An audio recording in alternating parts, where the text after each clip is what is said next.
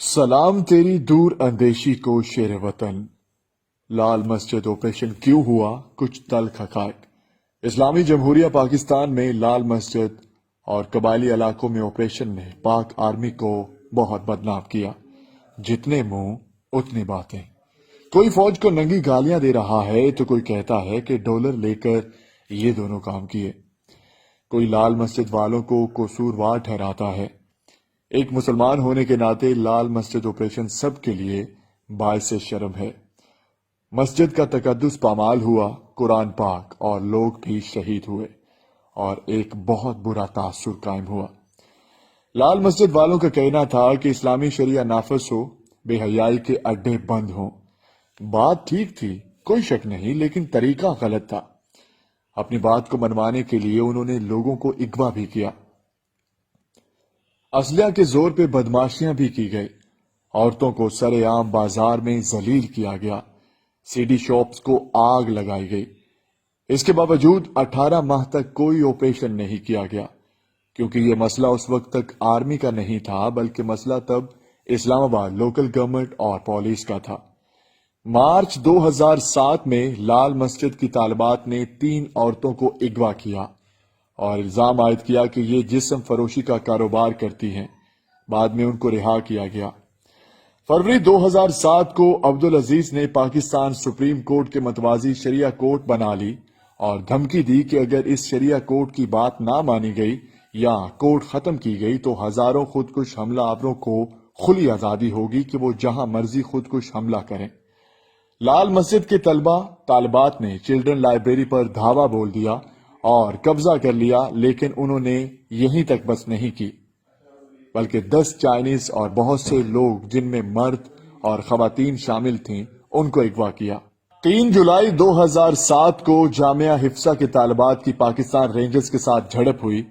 یعنی شاہدین کے مطابق پاکستان کے رینجرز نے ہوائی فائرنگ کی، لیکن ڈنڈا برادر طالبات نے ان سے وائرلیس سیٹ اور ہتھیار چھین لیے. رینجرز کو فی الحال کوئی حکم نہیں تھا جوابی کارروائی کا.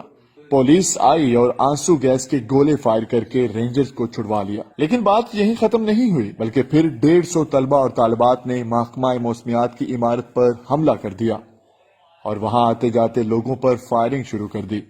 پولیس اور رینجرز نے وہاں جوابی کارروائی کی. اس آپریشن کے خاتمے پر 9 لوگ ہلاک بھی ہوئے، جن میں 4 لال مسجد کے حملہ آور بھی تھے. وہ علاقہ فوراً خالی کروا لیا گیا اور پاک آرمی کے شیر دل جوانوں نے کنٹرول سنبھال لیا. اگلے دن پورے علاقے میں کرفیو لگا دیا گیا اور آرمی کو حکم ملا کہ کوئی بھی مسجد سے باہر اسلحہ سمیت نکلے تو فوراً پکڑ لیا جائے. اگر مزاحمت ہوئی تو گولی مار دی جائے. حکومت پاکستان نے فی طالبات کو 5-5 ہزار ماہ فری تعلیم کی پیشکش بھی کی. طالبات کو ان کے گھر پہنچانے کی ضمانت بھی دی گئی. 4 جولائی 2007 تک دونوں اطراف سے فائرنگ کا سلسلہ جاری رہا. اسی دوران حکومت کی جانب سے 2 بار ڈیڈ لائن بھی دی گئی، لیکن لال مسجد کی انتظامیہ نے ہتھیار نہیں پھینکے. 5 جولائی کو تیسری اور چوتھی ڈیڈ لائن دی گئی، کیونکہ پاکستان آرمی کسی بھی صورت مسجد میں آپریشن نہیں کرنا چاہتی تھی. اسی دوران عبدالعزیز برقع پہن کر بھاگنے کی کوشش میں گرفتار ہو گئے. جب اپنے لیڈر کو گرفتار ہوتے دیکھا تو 400 طالبات اور 800 کے قریب طلبہ ہتھیار پھینک کر اپنے آپ کو حکومت کے حوالے کر دیا. 6 جولائی کو بھی مسجد میں حکومت اسلامی جمہوریہ پاکستان کے لوگ مذاکرات کرنے گئے. عبدالعزیز کے چھوٹے بھائی عبدالرشید کے ساتھ مذاکرات ہوئے، لیکن کامیاب نہ ہو سکے. عبدالرشید نے کہا کہ میری ماں کو بحفاظت باہر لے جایا جائے اور ان کا علاج کروایا جائے. ہم ہتھیار پھینک دیں گے، لیکن کسی کو کچھ نہ کہا جائے. حکومتی وقت خوشی خوشی واپس آ گیا کہ شاید مذاکرات کامیاب ہونے جا رہے ہیں، لیکن کچھ ہی دیر بعد لال مسجد سے سیکورٹی اہلکاروں پر فائرنگ کر دی گئی. اسی شام جیو نیوز کے لائیو پروگرام میں عبدالرشید اپنی شرائط سے پھر گئے. ممکن ہے مسجد کے اندر کچھ القاعدہ کے دہشت گرد بھی موجود تھے جنہوں نے سیکورٹی اہلکاروں پر فائرنگ کروائی اور عبدالرشید کو مطالبات سے مکر جانے پر بھی مجبور کیا تاکہ فوج کو آپریشن پر مجبور کیا جا سکے. اس دوران 21 مزید طلبہ اور طالبات نے اپنے آپ کو حکومت کے حوالے کر دیا اور پاک آرمی کے جانسار کمانڈوز کو مسجد کا گھیراؤ کرنے کا حکم بھی ملا. लेकिन पाक आर्मी के जवानों को मस्जिद की जानिब से सख्त और भारी हथियारों से फायरिंग का सामना था। जनरल परवेज मुशर्रफ इस्लामाबाद से बलूचिस्तान में सैलाब से मुतासरा इलाकों का दौरा करने के लिए निकले। यूं ही उनके तैयारे ने परवाज की। लाल मस्जिद की छत से एंटी एयरक्राफ्ट गन से उनके तैयारे को निशाना बनाया गया, लेकिन तैयारे को कोई नुकसान नहीं हुआ। अब आर्मी आईएसआई पर वाजे हो गया कि मस्जिद में छुपे सिर्फ तालिब इल्म नहीं हैं, बल्कि उनके हथियारों और बाहर से मस्जिद को मिलने वाली मालूमात से यकीन हो गया था कि अंदर टीटीपी से ताल्लुक रखने वाले दहशतगर्द मौजूद हैं। मैं उन लोगों की बातों से हैरान होता हूं जो साफ झूठ बोलते हैं और कहते हैं कि कोई हथियार नहीं था, बल्कि आर्मी ने खुद रखे थे। अभी ऑपरेशन शुरू नहीं हुआ था कि कोई भी मस्जिद के करीब जाना तो सामने से हैवी फायरिंग का सामना करना पड़ता। ये एंटी एयरक्राफ्ट गन और टैंक शिकन रॉकेट लॉन्चर मस्जिद के अंदर कहां से आए, सवाल पैदा होता है। 7 जुलाई को एसएसजी कमांडोज को सख्त मुजाहमत का सामना था। उसी फायरिंग की जद में कमांडोज के कर्नल हारून इस्लाम आ गए और 2 दिन बाद हॉस्पिटल में दम तोड़ गए। ऑपरेशन कामयाब रहा और पाकिस्तानी कमांडोज को लाल मस्जिद की दीवारों तक रसाई मिल गई। ताहम अब्दुल रशीद ने हथियार फेंकने से इनकार कर दिया।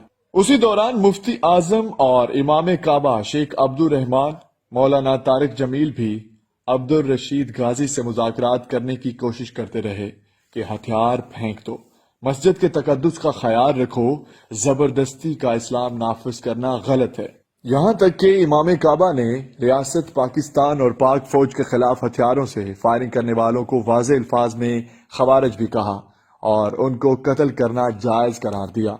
अब ये जंग गिरफ्तारी या ऑपरेशन ही से खत्म हो सकती थी, इसलिए लाल मस्जिद की इंतजामिया हथियार फेंकने पर आमादा नहीं हुई। इसकी सबसे बड़ी वजह अंदर छुपे हुए कुछ टीटीपी के लोग थे, जिनके पास आर्मी से लड़ने के लिए खतरनाक जदीद हथियार थे। आर्मी ने एम्बुलेंस और खाने का सामान भेजा और लाल मस्जिद इंतजामिया से कहा कि बच्चों को बाहर भेज दें, क्योंकि आर्मी यही चाहती थी कि तमाम तालिब इल्म बच्चे बाहर निकल जाएं और बाकी टीटीपी के दहशतगर्दों से मुकाबला करके मस्जिद खाली करवाई जाए। लेकिन शायद अब ये जंग अना की जंग बन चुकी थी। चुनाचा 10 जुलाई को कमांडोज ने पेशकदमी का फैसला किया, लेकिन मस्जिद की जानिब से शदीद मुजाहमत का सामना करना पड़ा, क्योंकि मस्जिद के अंदर से जदीद हथियारों से फायरिंग की जा रही थी। अभी तक पाकिस्तान आर्मी के कमांडोज को बम या हैंड ग्रेनेड इस्तेमाल करने की बिल्कुल इजाजत नहीं थी। आखिर कमांडोज ने लाल मस्जिद के अहाता पर कब्जा कर लिया।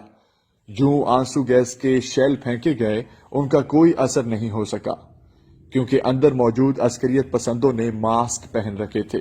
अब तमाम अस्करियत पसंद मस्जिद से जामिया हिफ्सा पर अपने मोर्चों में चले गए। ये बैंकर्स या मोर्चे 3 माह पहले बनाए गए थे। शायद उनको पता था कि ये सब होगा, इसीलिए खतरनाक असलिया के ढेर जमा हुए थे और छुपने के लिए बैंकर्स बना रखे थे। जब बहुत ज्यादा मुजाहमत हुई और रॉकेट लॉन्चर सल्फर बम्बों से कमांडोज पर हमले हुए, तो कमांडोज ने भी जवाबी कार्रवाई की, लेकिन उनका इस्तेकबाल मिशन गन से किया गया। उसी दौरान एक अस्करियत पसंद ने खुदकुश हमला किया और वहां मौजूद तमाम लोग मर गए। अब्दुल रशीद को पांव में गोली लगी, लेकिन हथियार फेंक कर कहा, मैं हथियार फेंकता हूं, और हाथ ऊपर कर लिए। लेकिन अंदर साथ खड़े अस्करियत पसंदों टीटीपी दहशतगर्दों ने हथियार नहीं फेंके और क्रॉस फायरिंग में अब्दुल रशीद अपने ही साथी की गोली की जद में आ गए। उस ऑपरेशन में कुल 109 लोग जाँ बहक हुए।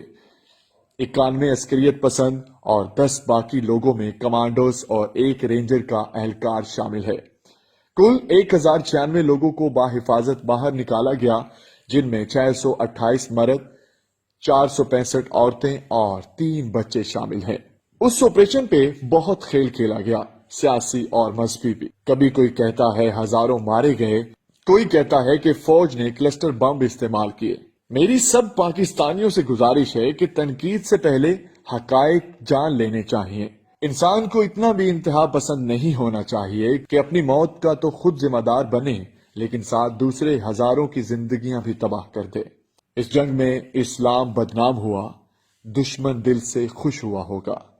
अगर पाकिस्तान के कानून आपको नहीं पसंद तो उन लीडर्स को सामने लाएं जो आपकी आवाज बने।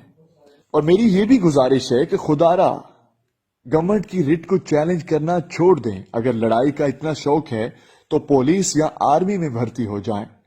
اپنے مکروہ اور شدت پسند چہرے کو چھپانے کے لیے پاکستان آرمی کو بدنام کرنا چھوڑ دیں۔ میڈیا اور عسکریت پسندوں کی وجہ سے پہلے ہی آرمی تنگ ہے، جو آپ کی حفاظت -50 ڈگری درجہ حرارت پر کرتے ہیں۔ اللہ سب کو سمجھنے کی قوت دے اور پاکستان کو پرسکون بنا دے، آمین۔ آئندہ اگر کوئی لال مسجد کے نام پر آپ کو فوج کے خلاف نفرت پر اکسائے تو اس کے منہ پر یہ حقائق مار دیجیے گا، کیونکہ ایسے جاہلوں کو خود بھی حقائق معلوم نہیں ہوتے۔